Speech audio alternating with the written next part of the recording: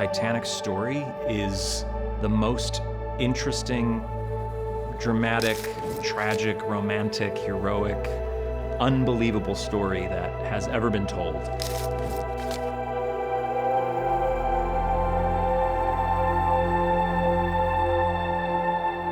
Something that I like to try to make people understand about Titanic's story that is so fascinating is the microcosm of society at the time that Titanic represented that we can't even fathom today.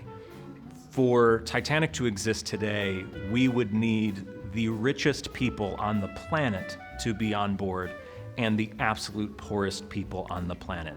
The fact that they shared the same ship and endured the same tragedy is one of the most mind-blowing aspects of the sinking. So the sinking of Titanic is really a time capsule. It's a moment in history that brings together all the different classes, all of the different immigrants, all the different statuses and nationalities that came together and were on that ship at the moment it hit the iceberg.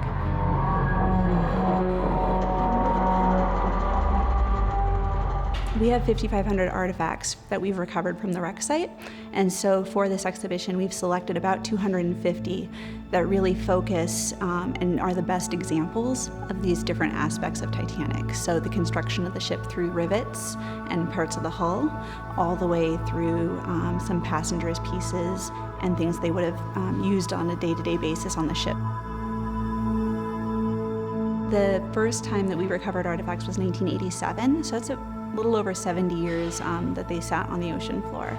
And so they were in complete darkness, near freezing temperatures, very little oxygen, and so that helped preserve some of them and not others. And we actually have several bottles of champagne from Titanic, and many of them still had champagne in them when they were recovered. The immense pressure would push the cork in, and the bottle was strong enough to withstand the pressure on the ocean floor. We've recovered several different suitcases and pieces of luggage, and because they were in leather bags, leather at the time preserved the artifacts inside really well. There are so many wonderful Titanic stories. People always ask me what my favorite story is, and that is the story of the Hoists. This was a husband and wife who were aboard Titanic. Fred Hoyt took his wife to the lifeboat, made her get in, and said, I'll try to get to a lifeboat. And she gets in the lifeboat, and like many women in the lifeboats, she began to realize that maybe she said goodbye for the last time, because it was hard to know in the moment, and then once you get away from the ship and you look back and you see how tilted the ship is, that's when people started to really realize. I'm a big lover of witness testimony from the sinking. This is from Irene Harris. She's a first-class passenger who was aboard the same lifeboat as Jane Hoyt soon after, or as the ship is sinking. When we had got farther away from the place where Titanic had sunk, a man was pulled into the boat.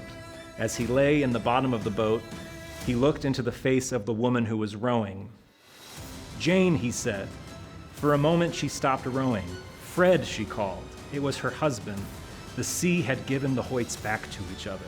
It's just an unbelievable, beautiful, romantic story that survives such a terrible tragedy.